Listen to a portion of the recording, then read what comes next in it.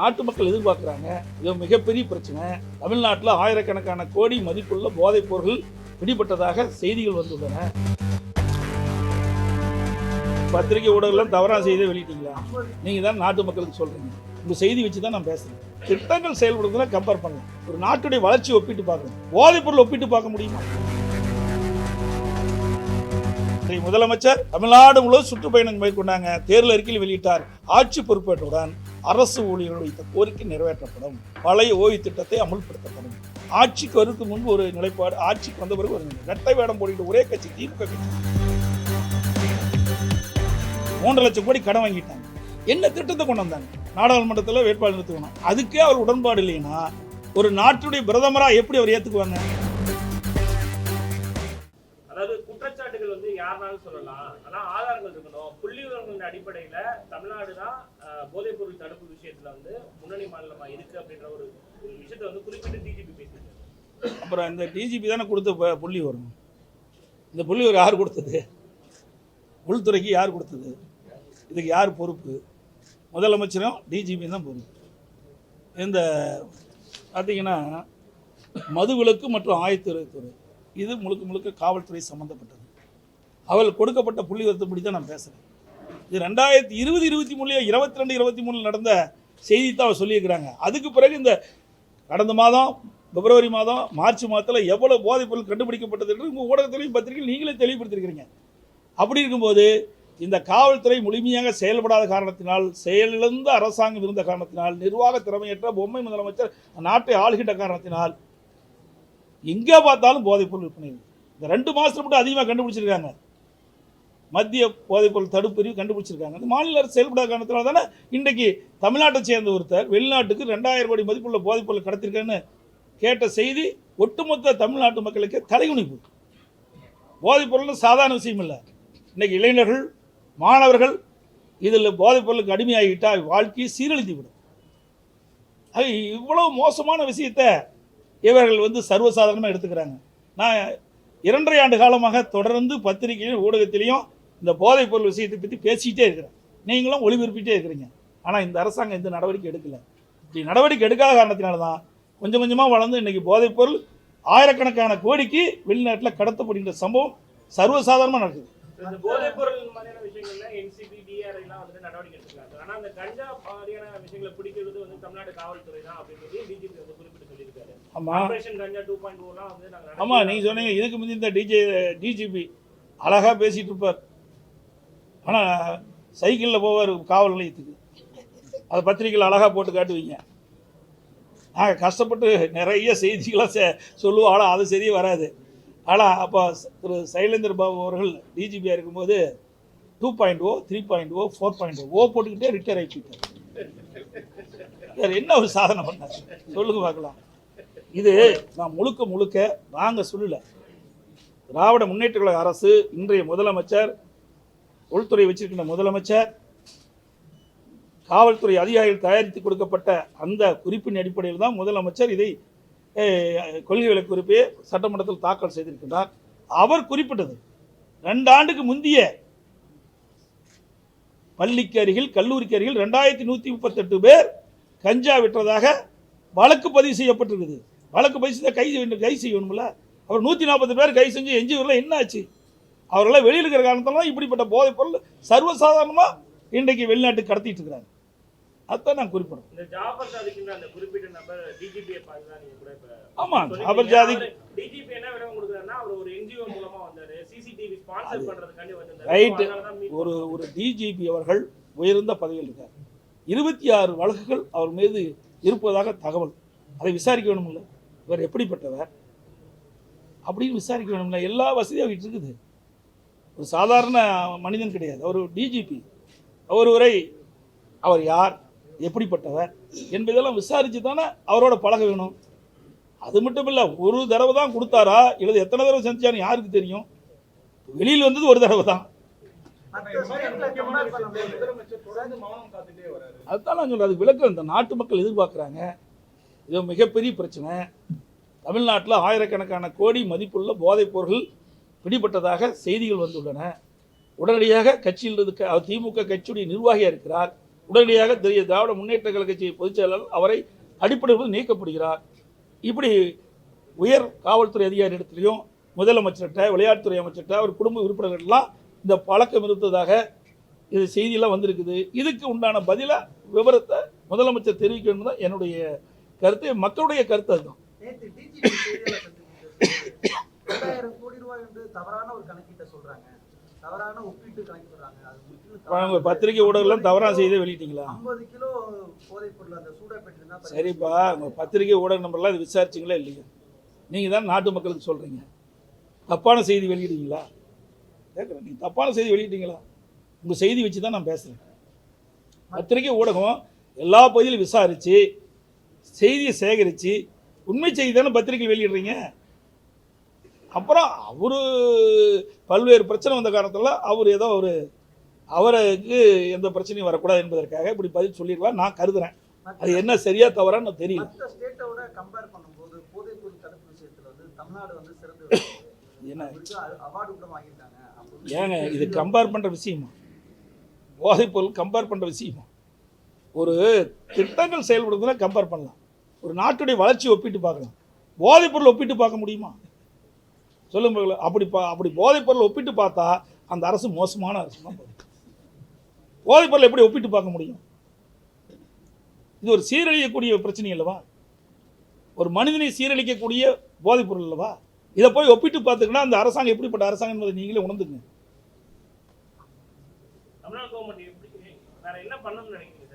நான் என்ன நினைக்குது அவிதான் இருக்கிறேன். நான் இருக்க வரைக்கும் இது வரலையே. நீங்க இந்த மாதிரி கேள்வியை கேட்கல என்கிட்ட. எதிர்கட்சி தலைவராக தெளிவாக சொல்லிட்டேன். திறமையற்ற முதலமைச்சர், பொம்மை முதலமைச்சர்.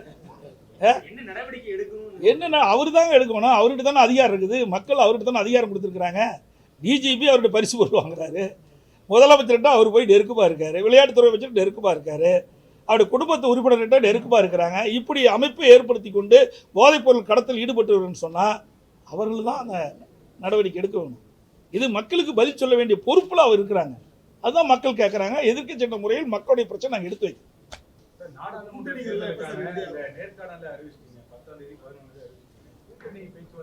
அது தொடர்ந்து நடந்துட்டு இருக்குது.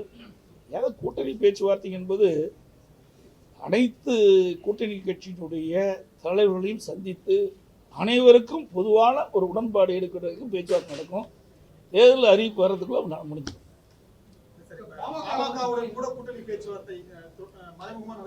இதெல்லாம் ஒன்றும் இல்லை. ஆனால் அவரும் சொல்லிட்டாரு, எங்கள் சகோதரர் சண்முகம் சொல்லிட்டாரு, நாங்கள் கூட்டணி பேச்சுவார்த்தை நடக்கும்போது நிச்சயமாக உங்களிடத்தில் தெரியும். அதான்ப்பா எங்களுக்கு சொல்றது. அதாவது எங்களுடைய கூட்டணி, எங்கள் கட்சி, எங்கள் நாடாளுமன்ற தேர்தலில் அனைத்து இந்திய அண்ணா திராவிட முன்னேற்ற கழக தலைமையில் விருப்பப்பட்டவர்கள், கூட்டணியில் சேருகின்றவர்கள் வருகின்ற பொழுது உங்களிடத்தில் தகவல் கொடுப்போம். இப்போ தேமுதிக வந்தது, உங்கள்கிட்ட தகவல் கொடுத்தாங்க. புதிய தமிழ் வந்து தகவல் கொடுத்தாங்க. அது மாதிரி நாங்கள் தகவல் கொடுப்போம். அதிமுகவுடைய பலம் என்ன அப்படின்றது வெளிப்படையா தெரிஞ்ச ஒரு விஷயம் தான். ஏன்னா கடந்த கால தேர்தலில் வாங்கிருக்கக்கூடிய வாக்கு சதவீதங்கள் எல்லாமே வெளிப்படையான ஒரு விஷயம் தான். அப்படி இருக்கும்போது சமீபத்துல அதிமுகவை விட பாஜகவுடைய வாக்கு சதவீதம் அதிகமாயிடுச்சுன்ற மாதிரியான ஒரு கருத்துக்கள் தொடர்ந்து பேசப்பட்டு வருது. நீங்க தான் ஓடுக்குறீங்க. மக்கள்கிட்ட போய் கேட்டால் தானே தெரியும். ஊடக நண்பர்கள் தான் 30% இருக்குது, 40% நீங்களே கணிச்சு போட்டுக்கிறீங்க. எந்த விதத்தில் சோசியத்தில் ஜோதி அப்படித்தான் நீங்கள் போன தடவை அப்படி தான் பண்ணீங்க. நாடாளுமன்றத்தில் 19, 21 என்னாச்சு? 19 என்ன சொன்னீங்க? எவ்வளோ டிஃப்ரெண்ட்டு? 21 என்ன டிஃப்ரெண்ட்டு? நாடாளுமன்ற தேர்தல் போது நாங்கள் வாங்கின ஓட்டுக்கும் சட்டமன்ற தேர்தல் வாங்கின ஓட்டுக்கும் எந்த அளவுக்கு அபரிதம் வளர்ந்துருக்கும். இந்த 3 ஆண்டு கால விடியா திமுக ஆட்சியில், 3 ஆண்டு கால ஆட்சியில் மக்கள் என்ன பலனை கண்டாங்க? இந்த ஆட்சியில் விலைவாசி உயர்ந்து போச்சு.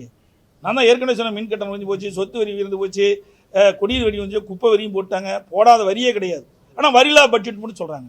ஏற்கனவே வரி போட்டெல்லாம் முடிச்சுட்டு பிறகு வரியில்லா பட்ஜெட்டுங்கிறாங்க. வழிகாட்டு மதிப்பு உயர்ந்து போச்சு. இன்றைக்கி போய் உயர்நீதிமன்றம் அதை ரத்து பண்ணிட்டான்னு சொன்னாங்க. இந்த திராவிட முன்னேற்ற கழக ஆட்சி வந்த பிறகு இன்றைக்கு மக்கள் துன்பம் தான் படுறாங்க. எந்த மக்கள் நிம்மதியாக வாழ்கிறாங்க? எங்கேயுமே கிடையாது. எல்லா இடத்துலையும் போராட்டம். இன்றைக்கி பார்த்தீங்கன்னா அரசு ஊழியர்கள் போராட்டம், தொடர்ந்து போராட்டம் இருக்காங்க.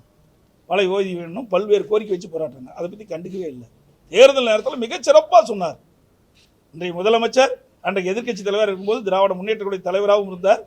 அப்பொழுது தமிழ்நாடு முழுவதும் சுற்றுப்பயணம் மேற்கொண்டாங்க. தேர்தல் அறிக்கையில் வெளியிட்டார்.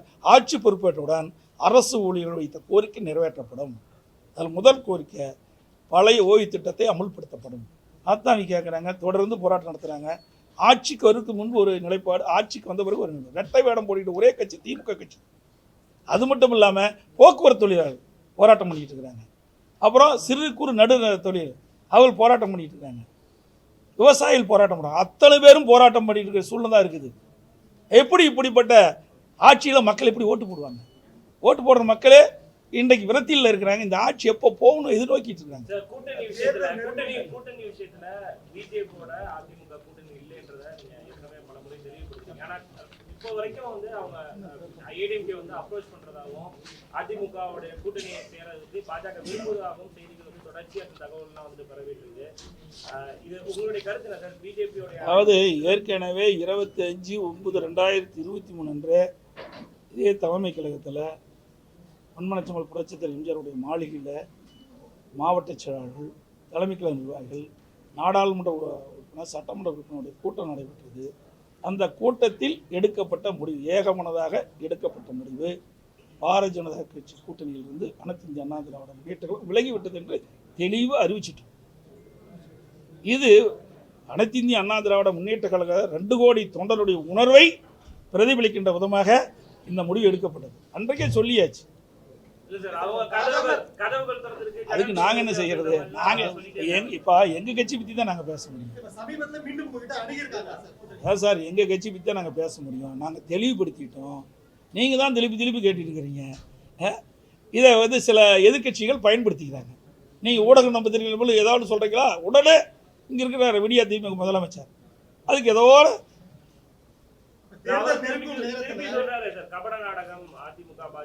இன்னைக்கு இப்படி திருமாவளவன் கூட நேற்று பாஜக வந்து திட்டமிட்டு தான் அதிமுக வந்து வெளியில போயிருக்காங்க. அந்த ஓட்ஸை வந்து ஸ்பிளிட் ஆகிறதுக்கான விஷயங்களை தான் வந்து என்ன ஸ்பிளிட் ஆகுது சொல்லுங்க, எனக்கு ஒன்றும் புரியல. திருமாவளவன் சொல்லியிருக்காரு. என்ன ஸ்பிளிட் ஆகுதுன்னு கேட்குறேன். அதாவது எதிர்ப்பு ஓட்டுகள் வந்து 2ஆ சதுரம், அப்ப பாஜகவுக்கு வந்து அது சாதகமா அமையும் அப்படின்ற மாதிரியான விஷயங்கள். ஏங்க அவருக்கு எங்களுக்கு என்ன சம்மந்தம்? விடுதலை சிறுத்தைக்கு எங்களுக்கு என்ன சம்மந்தம்? எங்கள் கட்சி கணக்கு எங்களுக்கு தெரியும்.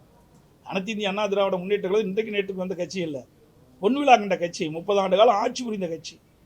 மக்களுக்கு என்னென்ன செய்ய வேண்டும், எப்படி செய்ய வேண்டும், எந்தெந்த சூழ்நிலையில் எப்படி அரசியல் வந்து செய்ய வேண்டும் என்று எங்களுக்கு நல்லா தெரியும். பொன்மனச்செம்மல் புரட்சித் தலைவர் எம்ஜிஆர், புரட்சித் தலைவர் அம்மா அரசியல் பள்ளியில் படித்த மாணவர்கள் தான். ஆக எங்களுக்கு அது பாடம் சொல்ல வேண்டிய அவசியம் இல்லை. அனைத்து இந்திய அண்ணா திராவிட முன்னேற்ற கழகம் கொள்கை இருக்கிறது. அந்த கொள்கையின் அடிப்படையில் நாங்கள் செயல்படுவோம். கூட்டணி என்பது அந்தந்த தேர்தல் சமயத்தில் அமைப்பது. இதே பாரதிய ஜனதா கட்சி நகராட்சி தேர்தல் என்பது வெளியில் போயிட்டாங்கல்ல, அப்போல்லாம் நீங்கள் யாரும் கேட்கலீங்க. அப்போ அவையில் சுதந்திரமாக வெளியே போய் நடத்தலாம். அது மாதிரி நாங்கள் எங்களுடைய கட்சியுடைய நலன் கருதி தான் எங்களுடைய கட்சி தொண்டர்கள், எங்களுடைய நிர்வாகிகள் எடுத்த முடிவின் அடிப்படையில் தான் நாங்கள் செயல்படுவோம். தேர்தல் நெருங்கும் நேரத்தில் இப்ப அதிமுக தலைவர்களை பிரதமர் வந்து பாராட்டி பேசக்கூடிய ஒரு சூழல் நம்ம பார்த்திருந்தோம். அதிமுகவுடைய வாக்குகளை கவர வேண்டும் என்ற ஒரு எதிர்பார்ப்போட இப்படி பேசுறாங்க. மறைந்த தலைவர்களை பற்றி பேசியிருக்கிறாங்க. மறைந்த தலைவர் இருக்கிற தலைவர்கள் யாரும் பேசலையே, மறைந்த தலைவர்களை பற்றி பேசியிருக்கிறாங்க. அதாவது நல்லது செய்தால் யார் வேணும் பாராட்டுவது நம்ம இந்திய நாட்டினுடைய கலாச்சாரம். பொன்மனச்செம்மல் புரட்சித் தலைவர், இதே புரட்சித் தலைவி அம்மாவட்டும் இருவரும் தலைவர்கள் தமிழகத்திலே ஆண்ட காரணத்தினால் இன்றைக்கு தமிழகம் ஏற்றம் பெற்றது. இந்தியாவிலேயே முதன்மை மாநிலம் என்று சொன்னால் இருவரும் தலைவருடைய ஆட்சியில் போடப்பட்ட திட்டங்கள், அதனால் மக்கள் பெற்ற பலன். அதனால் இன்றைக்கி தமிழ்நாடு ஒரு வளர்ச்சி பெற்ற மாநிலமாக இருக்குது. அம்மா மறைவுக்கு பிறகு நிறைய திட்டங்களை கொண்டாந்து நிறைவேற்றியிருக்கிறோம். இன்றைக்கி விடியா திமுக ஆட்சி பொறுப்பேற்ற பிறகு கிட்டத்தட்ட 8,33,000 கோடி கடன் ஆகி போச்சு. ஆட்சி வருவதற்கு முன்பு என்னென்னலாம் பேசுனாங்க, இந்த கடனை குறைப்போம், அதுக்கு ஒரு நிதி மேலாண்மைன்னு ஒரு குழு அமைச்சாங்க, இப்படி எல்லா வகையிலும் பேசுனாங்க. இன்றைக்கு என்ன நிலைமை? 8,33,000 கோடி கடன், 3 லட்சம் கோடி கடன் வாங்கிட்டாங்க. என்ன திட்டத்தை கொண்டு வந்தாங்க சொல்லுங்கள் பார்க்கலாம். அண்ணா திமுக இருக்கும்போது எத்தனை திட்டங்கள் நாங்கள் கொண்டு வந்தோம்? ஏராளமான திட்டங்களை கொண்டு வந்து தமிழ்நாடு இந்தியாவிலேயே ஒரு முதன்மை மாநிலம் என்ற ஒரு நிலையை நாங்கள் உருவாக்கணும். அப்படி எங்களுடைய தலைவர்கள் தமிழகத்தை உருவாக்கிய காரணத்தினால்தான் எதிரணியில் இருந்தாலும் எங்களுடைய தலைவர்களை போற்றுகின்ற அளவிற்கு எங்களுடைய தலைவர்கள் வாழ்ந்த காலம், செய்த திட்டங்கள், அதனால் மக்கள் பெற்ற நன்மை, அதனால் அப்படிப்பட்ட புகழ் அவர்கள் கிடைச்சிருக்கு. பாரதிய ஜனதா கூட்டணியில் இருக்கவங்க பிரதமர் வேட்பாளராக மோடியை முன்னிறுத்துவாங்க. காங்கிரஸ் கூட்டணி இருக்கவங்க காங்கிரஸுடைய மூத்த தலைவர்கள் யார் நிறுத்தியிருக்காங்க? முன்னிறுத்தல நிறுத்தக்கூடிய வாய்ப்பு எங்க இருக்குது சொல்லுங்க நீங்களே. இந்தியா நான் தான் ஏற்கனவே இந்தியா கூட்டணியில் இந்தியா கூட்டணின்னு இருக்குது. மம்தா எங்கே இருக்கிறாங்க? ரெண்டாவது முத இந்தியா கூட்டணி அமைவதற்கு விதை போட்டவர் யார்? நிதிஷ்குமார். அவர் இப்போ எங்கே இருக்காரு? அப்புறம் கேரளாவில் என்ன இருக்குது? காங்கிரஸும் சிபிஎம் எதிர்த்து போட்டிருக்குது. அப்புறம் எங்கே அந்த கட்சியில் ஒற்றுமை இருக்குது? இங்கேயே ஒற்றுமை இல்லையே. ஒரு எம்பி சீட்டில் பிரிக்கிறதே ஒற்றுமை இல்லாத போது ஒரு நாட்டுடைய பிரதமர் ஏற்றுக்குவாங்களா? ஒரு எம்பி இரு கட்சிகளும் பகிர்ந்து நாடாளுமன்றத்தில் வேட்பாளர் நிறுத்தணும். அதுக்கே அவர் உடன்பாடு இல்லைன்னா ஒரு நாட்டுடைய பிரதமராக எப்படி அவர் ஏற்றுக்குவாங்க? இல்லை, அது நடக்காது. அது மட்டும் இல்லை, மம்தா என்ன பிரைம் மினிஸ்டர் முன்னிறுத்தி போனதற்கு ஜெயிச்சது. நவீன் பட்நாயக் ஒரிசாவில் முன்னிறுத்தியே வந்தார். ஜெகன்மோகன் ரெட்டி முன்னிறுத்தியே வந்தாங்க. அதெல்லாம் கிடையாது. அந்தந்த மாநிலத்துடைய உரிமைகளை பாதுகாக்க அவர்கள் அந்த தனியாக நின்னாங்க. அதுபோல் அனைத்து இந்திய அண்ணா திராவிட முன்னேற்ற கழகம் தமிழ்நாட்டு மக்களுடைய உரிமையை பாதுகாக்கவும் உரிமையை நிலைநாட்டவும் தமிழ்நாடு வளர்ச்சி பெறுவதற்கு தேவையான திட்டங்களையும் நிதியும் பெறுவதற்கு நாங்கள் தனியாக இன்றைக்கு எங்களுடைய அதிமுக தலைமையில் ஒரு கூட்டணி அமைச்சு போட்டியிருக்கோம். திமுக அரசின் ஏங்க ஏற்கனவே வெற்றி பெற்றுக்கிறோம்ல, நம்பிக்கை இருக்கிறது என்னங்க? இது என்ன, நான் ஏற்கனவே நேற்று தொடங்க கட்சியா? 30 ஆண்டு காலம் ஆட்சி செய்த கட்சிங்க. 2014 அம்மா தனியாக நின்னாங்கல்ல, தன்னந்தனியாக நின்று 37 இடங்கள் நாங்கள் வெற்றி பெற்றோம்ல, சாதனை படைச்சிருக்கோம்ல. ஆகவே அனைத்து இந்திய அண்ணா திராவிட முன்னேற்ற கழகத்தை பொறுத்த வரைக்கும் வெற்றி வேகும். இங்களுடைய மக்களுடைய குரல் நாடாளுமன்றத்தில் ஒலிக்கும். இங்கே என்ன பிரச்சனையோ அதை நாங்கள் எடுத்து செய்வோம். இன்னைக்கு திமுகவில் 38 எம்பி இருக்கிறாங்க. திமுக மற்றும் கூட்டணி சேர்ந்து 38 எம்பி இருக்கிறாங்க. இன்றைக்கு எந்த பிரச்சனைக்காக நாடாளுமன்றத்தில் ஒத்தி வச்சிருக்கிறாங்க? 5 வருஷம் அங்கே இருந்தாங்களே, நாடாளுமன்றம் நடந்ததில்லை. நாடாளுமன்றத்தில் தமிழ்நாட்டுடைய பிரச்சனைக்காக நாடாளுமன்றத்தை ஒத்தி வைக்கக்கூடிய ஒரு அழுத்தம் கொடுத்தாங்களா? மேகதாது பிரச்சனை கொடுத்தாங்களா? நீட் பிரச்சனை கொடுத்தாங்களா? அப்புறம் எதுக்கு 38 எம்பி தேர்ந்தெடுத்து என்ன பயன்? அனைத்து இந்திய அண்ணா திராவிட முன்னேற்ற கழகம் 37 நாடாளுமன்ற உறுப்பினர் இருக்கின்ற பொழுது 2014 தேர்ந்தெடுக்கப்பட்ட 19 வரை இருக்கின்ற போது இடைப்பட்ட காலத்தில் உச்சநீதிமன்றம் காவிரி நதிநீர் தீர்ப்பு வந்தது. 50 ஆண்டு காலம் சட்ட போராட்டம் நடத்திட்டு இருந்தோம். அந்த சட்ட போராட்டத்துக்கு விடிவு பிறக்கின்ற விதமாக விவசாயிகளுக்கு மகிழ்ச்சி அளிக்கின்ற விதமாக ஒரு நிலையான தீர்ப்பை பெற்றோம். அந்த தீர்ப்பை அமுல்படுத்த வேண்டும் என்பதற்காக மத்திய அரசு காலதாமம் செஞ்சது. அதை நிறைவேற்ற என்பதற்காக நாடாளுமன்றம் 22 நாட்கள் தொடர்ந்து நாங்கள் முடக்கணும். அவை ஒத்தி வச்சாங்க. அழுத்தம் கொடுத்தோம்.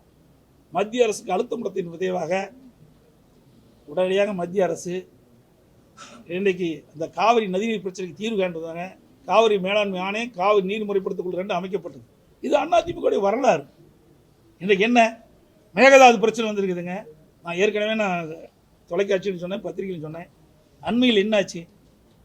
28வது காவிரி மேலாண்மை ஆணைய கூட்டம் டெல்லியில் நடந்தது.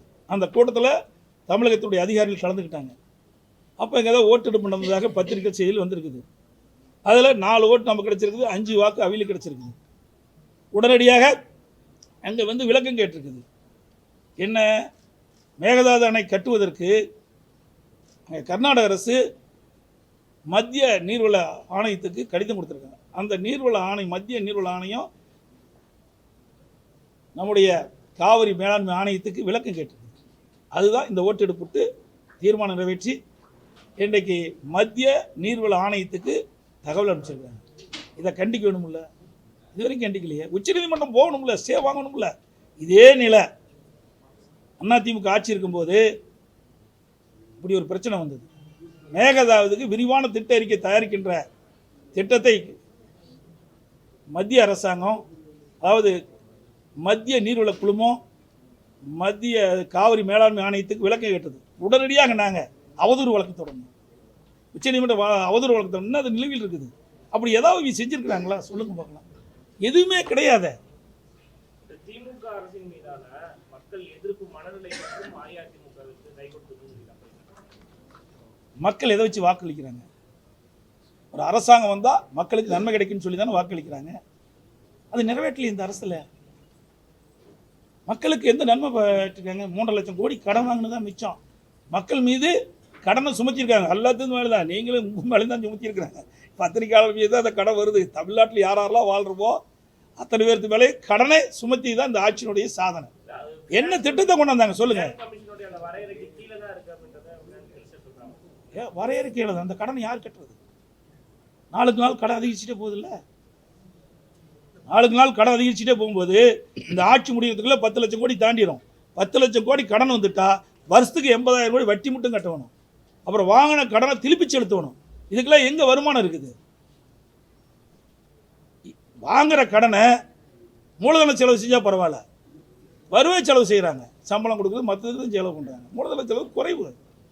சரி, 26 தேர்தல்ல பாஜகவுடைய ஆட்சி தான் அமையும் அப்படின்னு சொல்லிட்டு தொடர்ச்சியா சொல்லிட்டு இருக்காங்க. வரக்கூடிய நாட்களில் தேசிய கட்சிகளுக்கான வாய்ப்பு ஏங்க 24 தேர்தலில் பேசுங்க, 26 அப்புறம் தானே. தேசிய கட்சி 24 தேர்தலே முடிவு கட்டி 24 தேர்தலில் யாருக்கு என்ன பலன் இருக்கு என்பது மக்கள் சொல்லுவாங்க. மக்களுடைய செல்வாக்கு எந்த கட்சிக்கு இருக்கு என்பதை தேர்தல் மூலமாக மக்கள் உணர்த்துவாங்க. பாஜக வெளியிட்டு சார், நான் தான் தெளிவாக சொல்கிறேனே, நீங்களும் நானும் பேசுறது இல்லை. மக்கள் தான் வாக்களிக்கக்கூடிய எஜமானர்கள், புரியுதா? அந்த மக்களுக்கு சேவை செய்யும் என்பதுதான் எங்களுடைய எண்ணம். அனைத்து இந்திய அண்ணா திராவிட முன்னேற்ற கழகத்தை பொறுத்த வரைக்கும் தமிழ்நாட்டு மக்கள் தான் வாக்களித்து வெற்றி பெற செய்கிறாங்க. அவருடைய பிரச்சனையை, அவருடைய குரல் நாடாளுமன்றத்திலே ஒலிக்கும். அவர்கள் என்ன எண்ணுகிறார்களோ அந்த எண்ணத்தை நாங்கள் நிறைவேற்றுவோம். இதுதான் எங்களுடைய நிலைப்பாடு. அனைத்து ஊடகங்களுக்கும் பத்திரிகைகளுக்கும் வணக்கம், நன்றி.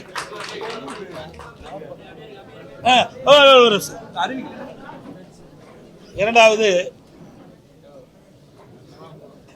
இந்த போதைப் பொருள் தொடர்ந்து இந்த விடியா திமுக அரசு கட்டுப்படுத்த முடியாமல் திமுக கட்சி சேர்ந்த நிர்வாகிகளே இதில் ஈடுபட்டுக்கின்ற காரணத்தினால்